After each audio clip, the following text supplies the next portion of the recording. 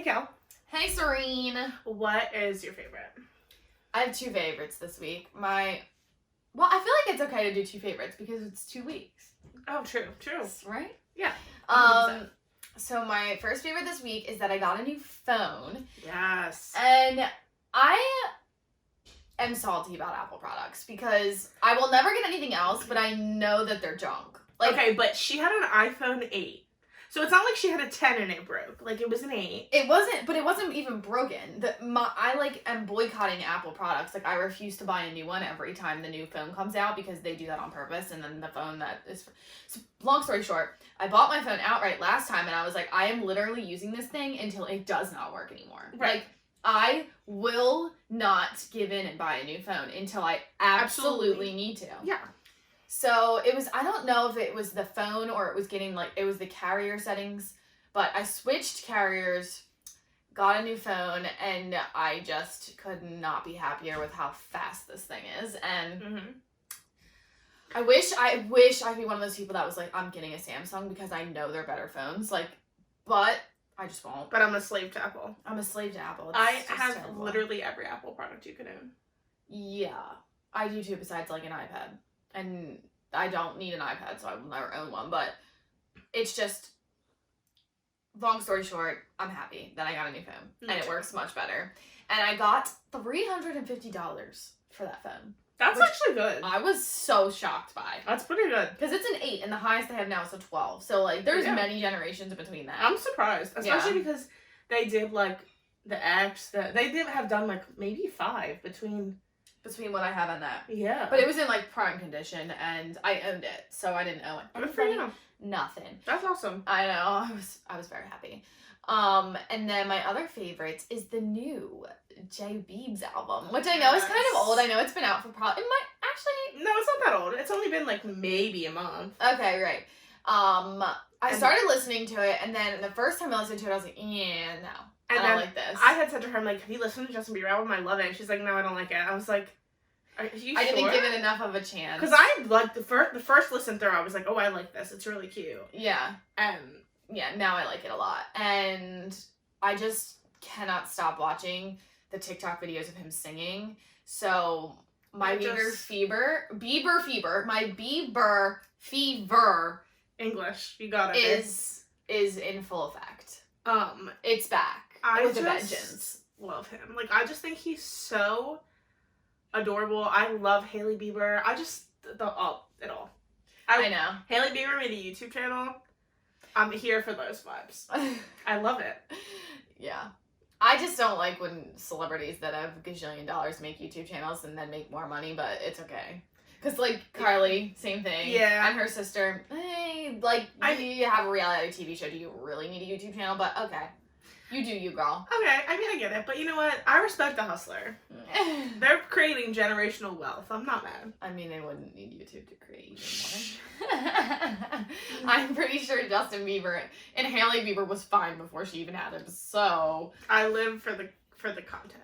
They're cute. They are. They're really cute. And I think this new album is more him. Honestly, than, like, her videos might not even be monetized now that I'm thinking about it. I mean, I wouldn't be surprised if they are. Why would she need them? I don't remember any ads, so maybe not. Maybe not. I respect that. I respect that too if there's no ads. I don't know. Don't mark my words, but right. I've never watched one. I know, but I think the short Justin Bieber singing YouTube videos.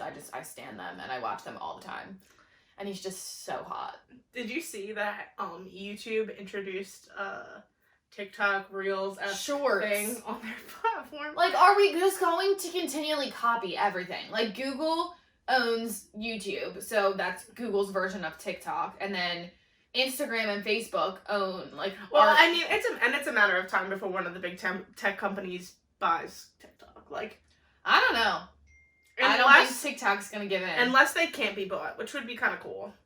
I don't think they're gonna be bought. They have to be making gajillions of dollars. I mean, Instagram wasn't bought for a long time, and then it was.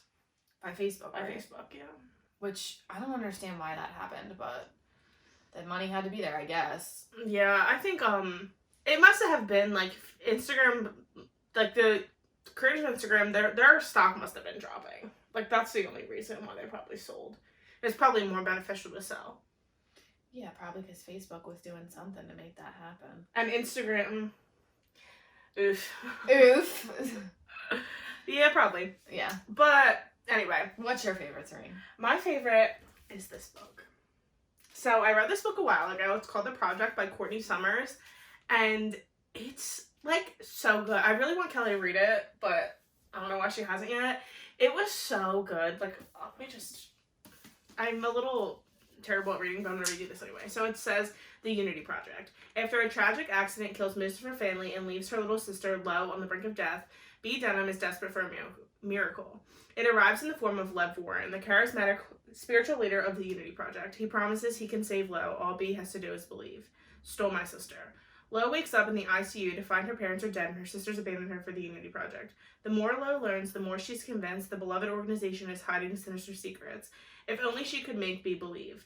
Murdered my son. Years later, when a man shows up at the magazine Lo works for, claiming the Unity Project killed his son, Lo sees the perfect opportunity to expose the group, reunite with Bea once and for all. But her investigation will put her in the direct path of Lev Warren, and he will make her question everything she thought was true and all that she believed. So it's about, like, a cult, but it was just so well written. Like, you go through, like, all these emotions, like, with the character. Like, the writer did an excellent job of making you be, like, really question yourself, because you find yourself, like, kind of falling for this cult leader. And right. You're like, whoa, like, what? Like, this is wrong. And then you kind of, like, justify him. What's wrong? I don't know if it's the microphone that keeps hitting, like, your shirt or something. Oh, it's maybe. not, I don't know. Doesn't it sound like a little thumping or something? Yeah, it does. I'll flip them. Okay. Sorry, technical difficulties. I mean, it was in right, for sure, but... I know you can do it, but I don't know. Okay, that might be better. That way it's not moving as much. But anyway, so it just was really well written. It was a really good read. I've been, like, on a book binge. I've read 20 books so far this year. You cried. What? And I'm just... I just love that for us. I don't know if you heard that, but people in my house are screaming in the background. It's okay.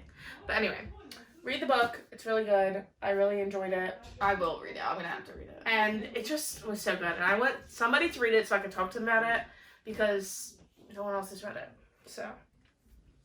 I know. I have so many books that I need to read that, like, I have a list at home. Like, they're sitting there, like, just open me up. Yeah. Right now I'm reading Beautiful Boy, which is about this father whose son fell into a crystal meth addiction his senior year of high school. I watched that movie. I watched the movie too, so I'm reading the book now, and it's also extremely well written. This man has, like, this way he writes. I don't hear it anymore. Do you still hear it? I kind of still hear it, but it could just be me. Okay. He, like, is really good at, like, putting you into his world. Like, he just, like, because it starts with his son's childhood, and, like, this kid had such an idyllic childhood. Like, other than his parents being divorced, like... Nothing was really... Right. And it just, like, the dad... And, I mean, it's from the dad's perspective, obviously, so we don't see his son's perspective in the book, but he just does a really good job at painting a picture, and I'm really enjoying that one. Yeah. I watched that movie and bawled my eyes out the whole time. The movie is so sad. And it's with Tom Hanks, right? Mm-hmm. No, not Tom Hanks. Steve Carell and Timothy Chalamet. Yeah. And Timothy Chalamet plays the character so well. Mm-hmm. And it's just, it's crazy. Like, I wonder, like putting yourself, like, as an actor, like, into the role of, like an addict, like, that has to be so hard. I know. And on the back of the book, it describes, like, his son, and it ends in, like, when did I lose my beautiful boy? And he talks about, like, how much his son just changed, like, what drug addiction did to him. And I don't know, this is not something I really talk about a lot, but I have, like, this passion for, like, drug addiction. Not, that sounded weird, but, like, people that suffer from addiction, because a lot of people really don't understand it. And I randomly stumbled across this YouTuber who was a drug addict. She was a drug dealer. She was a drug addict. I think I've kind of talked about her before, but she just, like, really has taught me a ton about, like, substance abuse disorder and recovery, and, like, it just is a really underserved community that gets, like, a lot of times drug addicts just get sent to jail, which just makes it worse. Like, drug addiction is most of the time a factor of mental health issues. Like, it's not, people just don't choose to be drug addicts, and that's, like, what happens. Like, you made one bad decision one time and it ruined your life. Yeah. And so, I don't know, like... And then once you do it one time, that's when the addiction starts. Right, so. And so, I just, like, have learned a ton about it, and... And I feel like a lot of people just write them off as, like, well, you could stop whenever you wanted. Or you're the person that picked it up and did that, so it's your fault. Or, right, or you love drugs more than your family, but, like, they just don't understand, like, how powerful. Desperate of a place it can put you in and how powerful it is. Like, it'll ruin... There's people who have normal jobs and normal lives, and it's not just junkies on the street. They get prescribed pain pills from their doctor, and then they end up being meth addicts. Like, that's not... And right. It's, like, there's plenty of people, and she just does a great job of explaining, like, her experiences, and like, she's lived a lot of life, she's come across a lot of people, and she works with addicts, so she sees it all the time and how different people fall into addiction, and it's just crazy. And I feel like you can have a lot to say about somebody that is an addict until you know or love an addict. Right. And then it's like, it becomes a totally different one, and I hope that people could understand that better. I don't want anybody to have to know what that feels like, to have somebody who love being an addict, but it's kind of hard to understand until you've experienced it. And even once you have experienced it, your experience can be totally different from someone else's experience. So yeah, and she also talks a ton about prison and prison reform in our country, which her name's Jessica Kent. You should go watch her videos, because I didn't know anything about prison. I don't really... No one in my direct life has had that experience, really, that I know of. And so I just didn't really know anything about it. Like, and I had definitely been the kind of person who was like, don't do the crime if you can't do the time, da-da-da. But prisoners are so mistreated, it's crazy. And I just didn't know that. You don't know unless you know somebody that's lived the experience. Like, 90% of people that come out of prison go back. Like, the recidivism rates in our country are, like, it's literally, like, 87%. Well, that's because people don't know how to live after that. Right, and also you go out of jail and you have most of the people go back because they violate their parole, because they make it impossible, especially if you are a felon. You come out of jail as a convicted felon, you can't get an apartment, you can't get a job, and then they want you to fix your addiction and pay fines, because you have to pay fines to be on parole. Like, you have to pay parole to be on parole. So it's like, it's crazy, and so these people end up relapsing, or they violate their parole and they go back. And then they get more PTSD and more trauma, and the cycle just continues to repeat. It was crazy because my dad was a correctional officer for literally 25 years. He wasn't a CO. He was a CO for 15, and then he got into, like, the prison detective system, like, for this, and he worked for them forever. So, like, I've always seen the opposite end of the spectrum, because my dad lived it for so long. Yeah. And I was just asking him questions one day, and just for straight facts. Like, I just was, like, curious. And I was like, so what happens if, like, when someone gets out, like, what if they don't have family that's going to come pick them up? And I was like, what do you do? And he was like, well, I mean, they get the clothes that they came in, and then we give them a bus ticket and $20, and we drive them to the bus stop and drop them off there. I was like, what do you mean? I was like, good luck. He was like, I don't know what happens after that. Like, that's not our responsibility. They take that $20 and they probably try and find something to eat. But could you imagine, like, say you've been a convicted felon, you've been in jail for 20 years, and you don't have any family that's still left to talk to you, nowhere to live, and you don't have anything set up for you through, like, social work, and then you get a bus ticket, $20, and the clothes that you had on your back 20 years ago that probably don't fit you anymore. Right. And then you're expected to not come back here? Exactly. So that's the thing, is we don't rehabilitate people in the United States of America. We just make the problem worse. And we live in New Jersey, so our prison systems aren't really better, that bad. They're bad. Like, don't get me wrong, you don't want to go to jail. But in, like, the South, they're horrible. And the qualification to become a correctional officer is to have graduated high school. It's still that in New Jersey. Well, in New Jersey, you do need to go through some training. Some places don't do that. They just throw people in the jails and you learn on the job. They don't have an academy? No. In some states in this country, no. Oh, yeah. New Jersey, you have to go through a whole academy. Yeah. Like I said, New Jersey the North isn't that bad. But in some places, it's horrible. And, like, in California, It's a ton of gang violence in the prison systems. Well, you get in, even in New Jersey, right? Like but it's not as bad over here as it is over on the West. Like California's that's the biggest problem in their prisons is gang violence, which you're gonna see in any prison, of course, but especially more male facilities. But I mean, my sister is a criminal justice major, and they talk a lot about the prison system, obviously, and she has learned so much. And it's funny because she also sees it from the opposite end too. She hears it from like my dad and living the prison life for 25 years, and there's not enough of them to make it. Not. They're overworked and underpaid. Yeah. It's broken on both sides. Yeah. 100% is broken on both sides, and it makes it hard because not a lot of people want to do that job. Yeah, of course you know, it's hard. It's a hard job to have, and it's just broken on both sides. You have to think like on both sides. It's an underserved population of people. A lot of people don't want to work with that population, and there's not enough money to go around. Well, there is enough money to go around. They just don't use it correctly. Well, you could say that about anything in the United States of America. But, and especially not... New Jersey's different because we don't have privatized prisons here, but the systems that do have privatized prisons, there's a CEO that's making money off of that prison.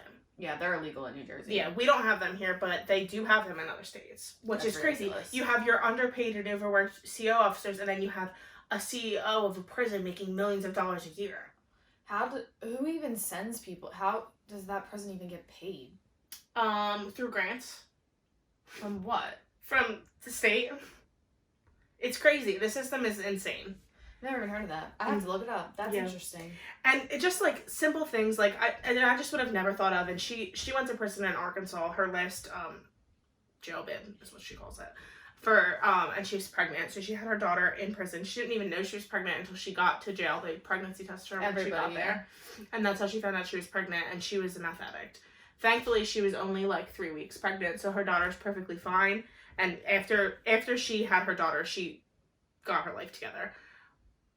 And honestly, going to prison probably helped. She always says it saved her life because as hard as it was and as terrible as it was, and she wishes that it didn't need that to save her life, but it did. And having her daughter saved her life because she had been in prison plenty of times before. Right. But she couldn't have relapsed in prison. Well, that's not true. Okay. You could relapse in prison, but it made it easier to not relapse and have a healthy pregnancy. But she has so much like trauma from having to give birth in prison. She gave birth in handcuffs, which is just horrible. It's just they don't do that in New Jersey. And also she would talk about how I don't know if I could say this. The prisoners that I see prisoners and they're not cuffed. They're not. I mean, it probably depends on the officer, but that's it. It probably depends on the officer. They never have handcuffs on. They're just have shackles on their feet. Yeah. But it's so like honestly, the prisoners that I take care of, they're the chillest patients that I've ever had. Like they're happy to be out of jail. They're happy to be out of jail. I mean, and have somebody that actually is nice to them and nice to them. Yeah. So. And she was saying that in Arkansas that they don't give women tampons. And they will. She said that she would have to fight for pads. They would give her 2 pads and expect that to last the whole time. She's like, sir, I don't think she was on her period. Yes. She was like, sir, I don't think you know how this works. So what they would do is, she says all the time, prisoners are some of the most intelligent people you ever meet because they make a life out of not very much stuff. They would make tampons out of their pads. Right, but you're not allowed to do that. Well, you're not allowed. That's contraband. Yeah, and you can go to the hole for that. Which is crazy. Because they wouldn't have to do that if you would just give them what they need to be a human being. Like, they're not asking for a king-sized plush mattress. Right. Like, they're asking for tampons because their body is bleeding and they have no control over that. It's that's absurd. Yeah, but I guess they're saying, well, we'll give you a pad, so suck it up and deal with that. That's ridiculous. Right, but okay, that might be a reasonable argument if you were actually giving them enough pads. No, I'm just playing devil's advocate. That's what they think. Or whoever the CEO with whatever probably thinks in their brain. And it's probably a man who's never had a period, so he has no idea. Exactly. How disgusting it feels and how to do that. And how actually unsanitary that is. They don't care. Men invented all that shit. It's just... my mom says it all the time. She's like, a man invented a bra.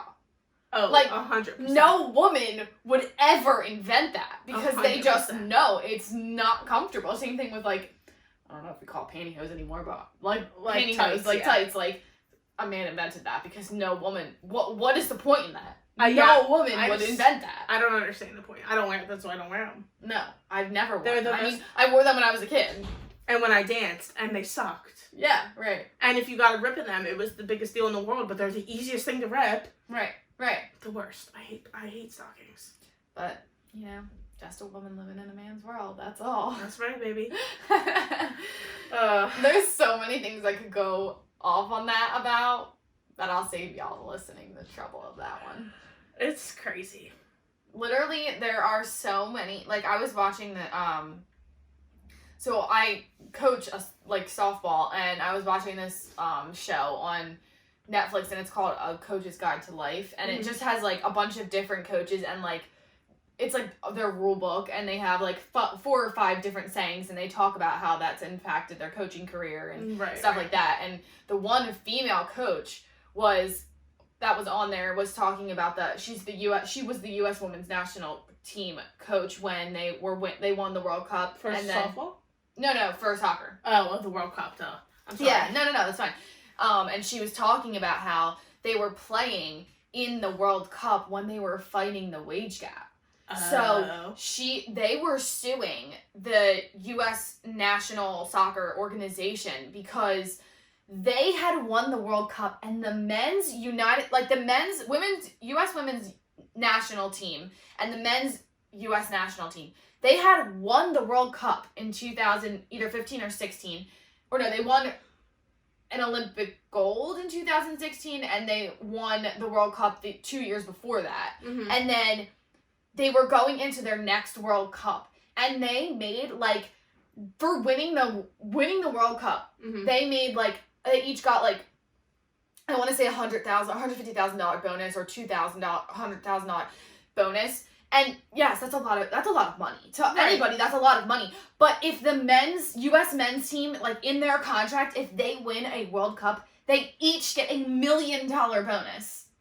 $1 million bonus, and they have not even qualified for the World Cup in the past 15 years. But the fact that we pay somebody $1 million to kick a ball is just absurd. I'm sorry, I can never get past that. But it is what it is. I'm just saying, why is it different? Why is the woman who literally has been winning, they are the top of the world every single year, and a men's team who can't even qualify for the World Cup because they're that bad?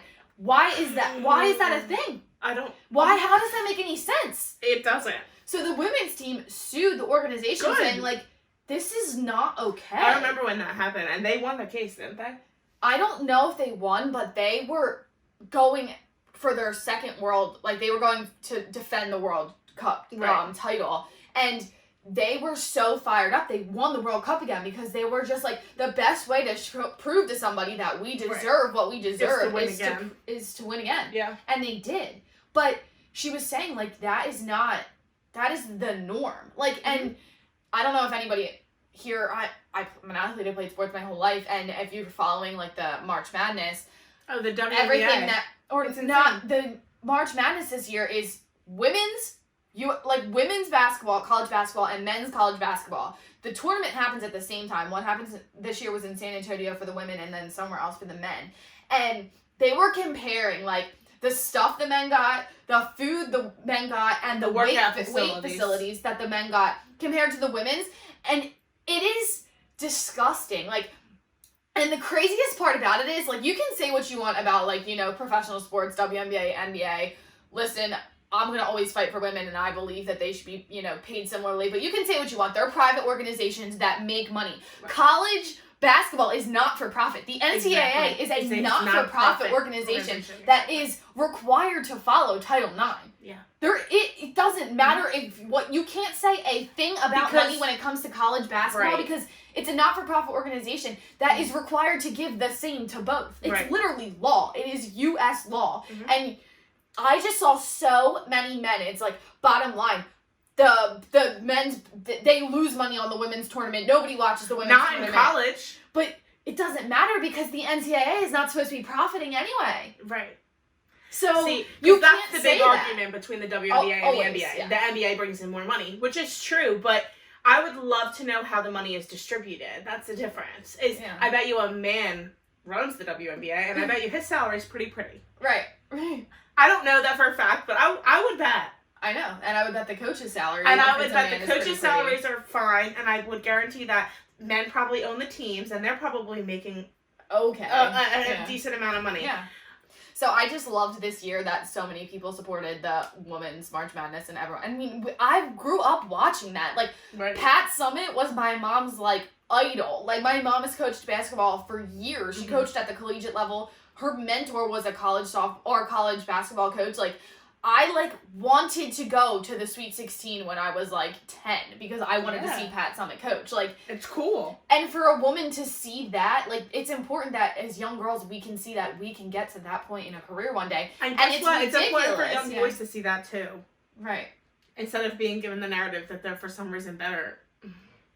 It's wild. It's so wild. And it's just crazy that we live in 2021 where these inequalities are still happening.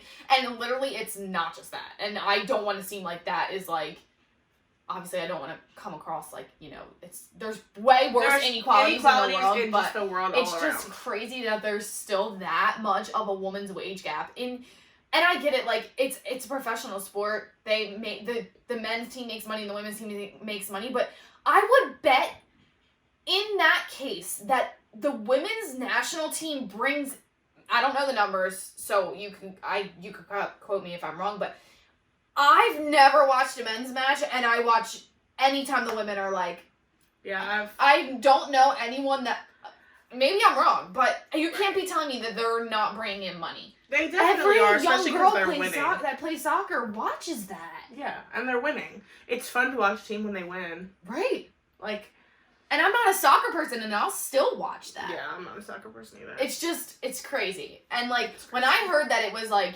I think they might have made 150, and their bonus would be $1 million. I was floored. And the facilities, everything. It was everything. And I think they did win. I think they did, because they were I remember when this happened. I'm pretty sure it was a big deal because you're suing your employer that you're still employed by. Yeah. So it was a big deal. It's brave. That's for sure. Yeah, and they were saying, like, I was watching because wasn't Mia Hamm on the team when all this happened? No, Carly Lloyd. Okay. Yeah. And, like, Megan Rapinoe and all the big names. And they were saying, like, we're not doing this for us. Like, we may not see the wage gap closed. We're doing this for the generations of girls that are coming up so that they can get the money that they deserve. Because if you win, it shouldn't matter. Yep. And it's true. And it's crazy. It's just crazy. And when I saw that for the Women's March Madness, I could not believe my eyes. I don't know why you were surprised. It was almost like the president of the NCAA was just like, we literally don't care. It's like they forgot. It's like, they weren't gonna care. Right. Or they weren't gonna see what the men were getting. Right. Or they were gonna be like, okay, we're okay with these 10 dumbbells and yoga mats, like. Well, because women can't lift weights, what are you talking about? Right. And the narrative is like, you should just be happy you had something. And that is where I can't handle it. Because I saw on Twitter, like, I don't really go on Twitter that much. But I deleted Twitter this week, and it was very liberating. Well, yeah, I probably should have deleted it when this was all happening. But I was reading the comments, and I literally had to quote tweet it and be like, I hope any man in here has all daughters one day, and then you can show that to your daughter. Yeah, right. Because would you want, if that were your daughter, would you want her to be getting treated differently just because she's a woman? I don't think so. Oh, they're gonna eat their words one day. Oh yeah, 100%. But I don't even know how we got on that tangent, but because we were talking about the inequalities in the prison system, and we never talk about this stuff because I honestly kind of tiptoe around it, and I feel like, and also not for anything, but like, this is probably a bad attitude, but I'm like, there's really nothing we can do about it. It just is what it is. Which there is things you can do, but I just don't really focus on it because it makes me mad. So I'm like, yeah. And I don't really, thankfully, I don't know about it, but maybe it is happening in the healthcare field. I don't really feel as though that happens in my job, but it could. I think that it is in like those kind of settings, like corporate America and like the medical field and stuff. I think that the wage gap is starting to it's definitely starting to close. I feel like the people have been doing the work in that area a lot, but I think in other places like sports and stuff, it's a trickle effect. Like, of course, it's going to affect like bigger, like sports are not. I don't want to say they're not as important because sports are important. I think they are a important part of life and something we should have. But like CEOs of companies are going to fight for that first before athletes are. Like, you know what I mean? So I think it'll eventually trickle its way down. But I think there's still a wage gap. And I think there's sure. Well, there definitely is. It's like 80 cents on the dollar for every female to male. Mm-hmm. Like, it's just, they've done the research. Like, statistically. Yeah, and it is funny because I do see it a lot more in, like, upper management. Like, even, like, nurse management of floors. Like, ICU at my hospital, every single nurse manager in ICU is male. Which is funny because nursing is such a women-dominated field. But men are the bosses. Still get picked for management. It's just weird. I'm lucky because my entire management is all female, but I do notice in like the critical care areas, it's all men. More male-dominated nursing and management, which is just funny. It's just funny because I wonder who picks that. Yeah, it's an odd, and you know, I feel like it's not something I've really experienced that much in my life because a lot of the jobs I've had, like, just it's not something I deal with. Yeah, but it's just it's 2021, people. Come on. It's just like weird to me that gender's even a part of the conversation. I know. Like, it just doesn't really make any sense. Like, to me, like, okay, if this is the job, this is the pay for the job, and do you qualify for the job?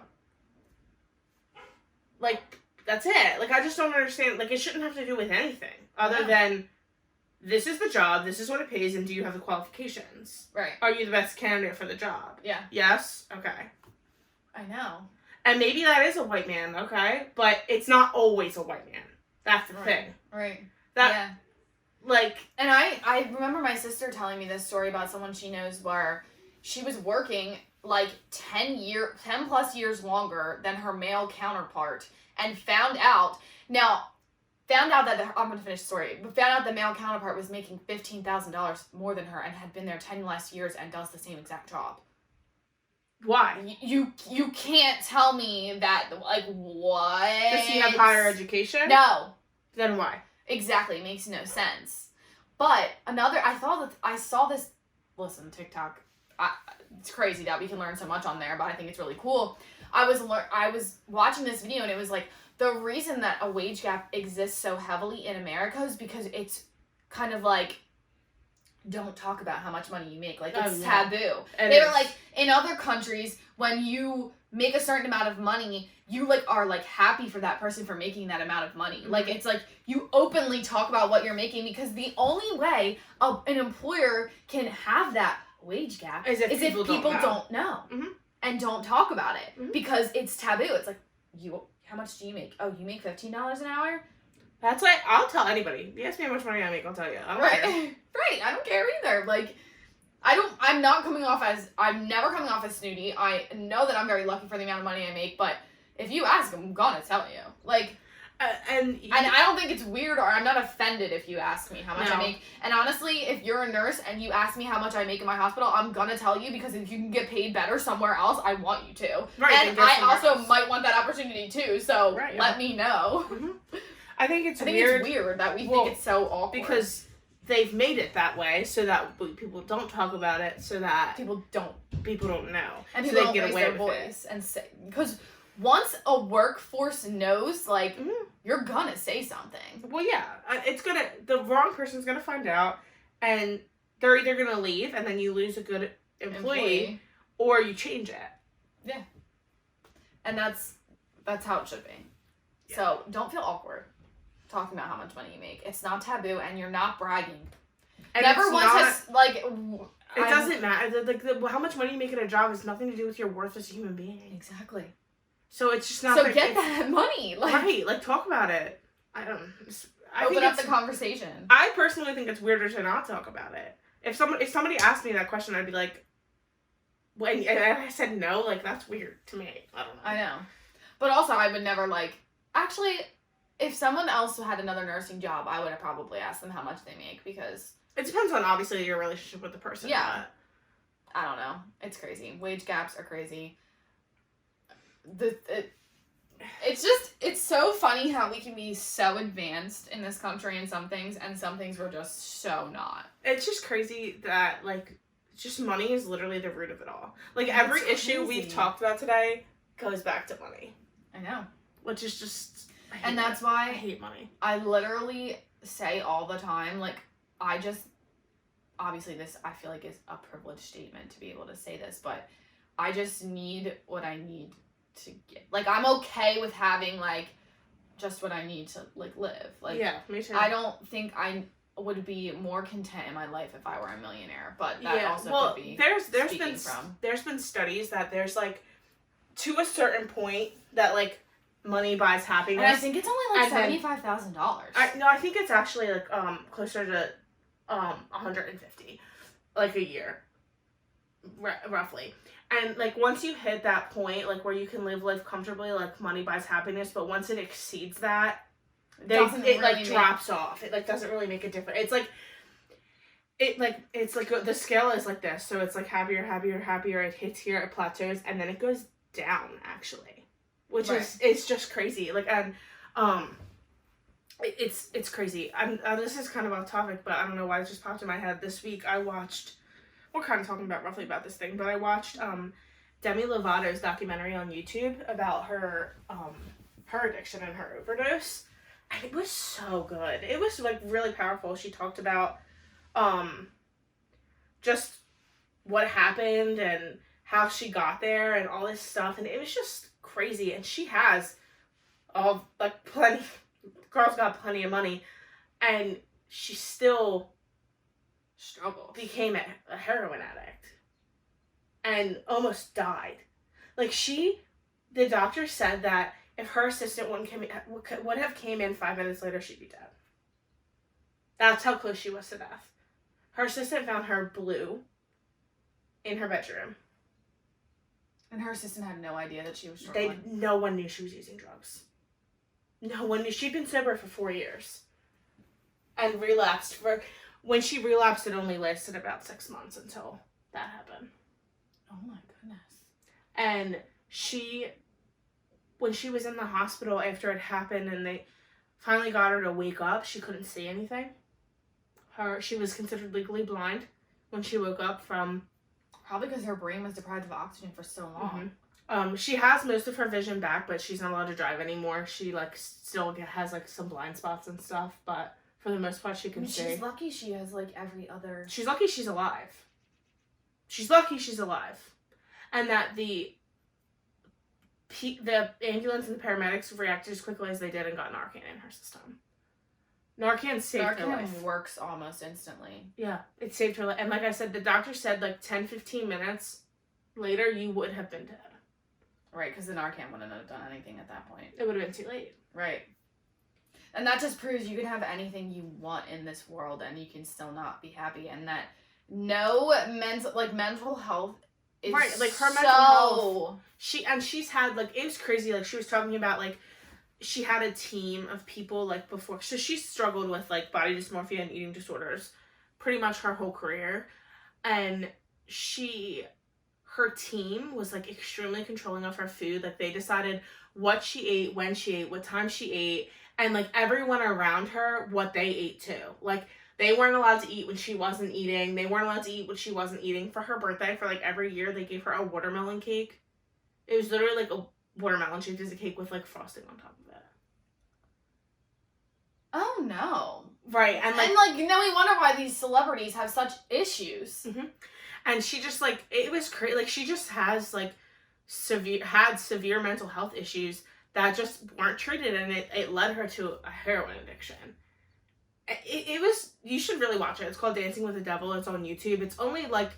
I think it's, like, 4 20 to 25-minute videos, so it's not, like, that long. Mm-hmm. But it was so interesting. And she's so, like, strong. She's been through so much stuff and come out on the other side. And it was, like, really nice to see her family was all in the documentary, and they were, like, supporting her and just, like, wanting what's the best for her. And she's actually...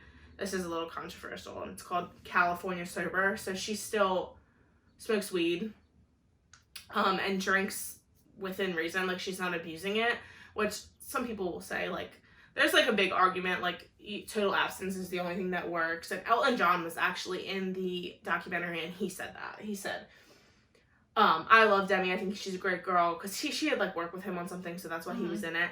And he said, but that doesn't work. Which, everybody's opinion is different about that, but she was a heroin addict, not an alcoholic. But she relapsed when she was drunk. Right.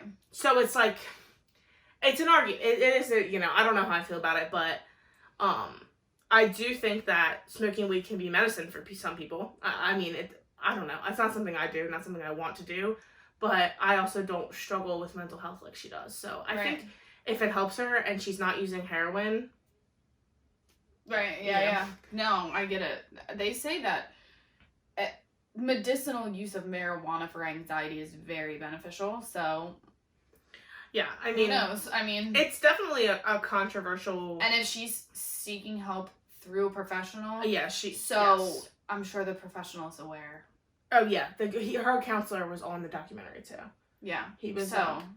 Listen, how can we judge? Like, you can't judge.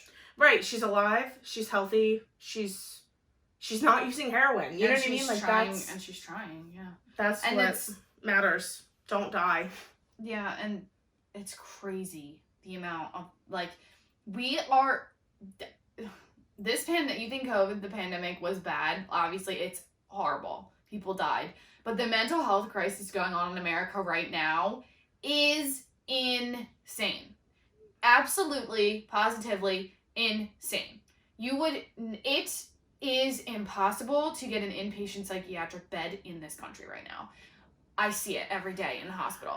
Every single day. It takes 48 to 72 hours to get somebody a bed. Yeah. If you're lucky, if you have insurance that's willing to cover it, and if you meet every box, you check every box. It's unreal. Yeah. And mental health services are needed more than ever, and they're harder than ever to get. There's just not enough. And not enough people can afford it. Yeah, it's more broken systems. Yeah, but I think the one good thing that has come from it is that it has opened up doors for people to realize, like, you can get help. Like, people that thought before, like, there's no way I can ever, get better. Like, I feel like seeing people in the light, like, in the limelight, even, like, you can say what you want about a celebrity, you can say what you want about their life, you never lived it, so you don't know. Right. But I think them sharing their stories, it helps normalize it. Normalize it. It does. And you can say what you want, but... Because our society is very influenced by celebrities. You can think that you're not, but you are. Like, we are a society heavily influenced by celebrities and... money, so... And money, and just, like social media. Like, all of those things have a heavy, heavy influence on, like... that's like somebody the other day was talking about... I was watching a YouTube video, and she was talking about how Kim Kardashian started using, like, yellow banana powder. And, like, this video came out of her makeup routine using that, and, like, for years, people used yellow banana powder. And it was, like, people couldn't keep it on the shelf because it was, like, extremely popular. And she's like, people at skin tones that shouldn't even use yellow banana powder are using it. And it's, like, it doesn't make any sense. Right. But they're still using it because Kim Kardashian did. Right. So you can say what you want, but them talking about their struggles, whether you think they deserve to struggle that way or not, is opening up a dialogue and a conversation for people to be having. And I think that is important. And mental health doesn't discriminate. Having money, having a certain gender, skin color, income, none of that. Like, again, that kind of stuff only brings you happiness, especially money, to a certain point. It only helps to so much. Like, people that have millions and millions and millions and millions of dollars, like, it doesn't... What do you think that has to weigh on them at some point? It's also, like it's a great responsibility, like, to have that and be somebody's employer at you, yeah. And all that stuff. Like, it's not a life I'd ever want, personally. No, thank you. No. Even, like, influencers that have lots of followers, like, it's crazy. It's always something. There's always something. Which, actually, did you see today, Jeffree Star got in a really bad car accident? The car he was in, like, flipped, like, 3 times. Mm-hmm. It's horrible. Yeah. But imagine going through that, being a public figure like him, who is very controversial. I'm not going to comment on anything, but, and then having to deal with all the people that probably are telling him they wish he would have died. Oh, imagine, say what you want about, like, any celebrity. I don't care. You don't have to like them, whatever you think about them. Just take everything out of the equation. That person is a person, and they are just survived something terribly traumatic, and then have to relive that trauma all over again by people telling them that they should have died. But that's how the internet works. It's. No, thank you. No, I know. It's crazy. And it's crazy. I think we did an episode on this before where we talked about social media and, like, how it can be, like, we kind of just played devil's advocate and talked about both sides and how overall we think it is a really cool creative outlet for a lot of people, but there is so much, like, on the other end of it that can really, really be detrimental to people. And we've talked about that before, so if you want to go listen to that, I think it was a really good episode. And we kind of did a little bit of research and talked about, like, the statistics of, like, people, and I've been seeing recently a lot on social media, like, everybody's starting to do the filterless stories, and, like, a lot of influencers are starting to not use the filters on their stories because they started to realize, like, I don't story ever, like, I mean, sometimes I do, but, like, they do it every day because that's their job, and they were like, I was doing that, and then when I was looking in the mirror and looking at myself, like, without they were like their view of themselves. It was like I couldn't even look at myself and recognize myself because all I knew was myself with that filter on. And they were like, the second they did it, it was kind of, like, liberating, and, like, that they didn't have to feel like they were hiding. Have you watched that social media documentary on Netflix? I can't watch it. I think we should watch it and talk about it. I've watched, like, half of it. But I've heard it's a lot. I heard it's a lot too, but I think we can handle it. I think my cat climbing at the door. I can't. I think we can handle it too, but I'm a person. I think I'm in a much better state of mental health than I was, like, 6 months ago. But for a while, it was crazy. Anything that could, like, possibly invoke anxiety, I could not watch. Yeah, like, everything I had to watch had to be, because sometimes ignorance is bliss, baby. I know. It truly is. Like, and it's a privilege to be able to be ignorant, but sometimes ignorance is bliss. Yeah. But for a while there, I couldn't watch anything that wasn't... I really didn't turn on the TV, honestly, because I couldn't handle it. It was wild. Yeah, that's why I'd be having comfort shows. Gilmore Girls, never do me wrong. Schitt's Creek. Yes, Schitt's Creek will never make me anxious. No. That's what I was watching. I was watching a lot of that. Like, Schitt's Creek, Gilmore Girls. I watched Dawson's Creek, stuff like that, where it was just funny, lighthearted, good TV. Because I was not turning on the news, and I was not turning on YouTube, and I did not want anything problematic in my view. So, whereas I'm like, give me all the documentaries that I can possibly watch. And I love documentaries. That's like Seaspiracy is a documentary. I haven't watched that yet either. And I haven't watched that either because I heard that one's really heavy too. I heard the same thing. But I need to be an informed person, so I will watch it. But that one, I don't want to know. I don't want to know the truth. I know. Right? I want to not know. I know. I hate it. But it's good to be an informed Jesus needs person. to come back. Shut up. I'm serious. Anyway, so we've rambled about a lot of stuff. I don't even know. I know, that was kind of good. It was good. It was just all over the place. But essentially... Be an informed person. Be an informed person. Try to be. Care about other people. Try to be an empathetic person. And that's what take care of your mental I was health. saying, I saw another thing on TikTok, and it was talking about the best way to cure the mental health crisis that we are having going on in this country is to just, at the end of the day, be nicer to people. Yeah. Because you never know. You never know what someone's going through. And you could be the tipping point in someone's really, really bad week, day, month, hour. Yeah. And you just don't want to be that person. And I feel like I've really been trying to focus on being more positive. I mean, even in the workplace, I try not to be negative. When someone's talking negative, I will literally get up and walk away because you have to try not to be that person. So yeah, you just gotta smile and be.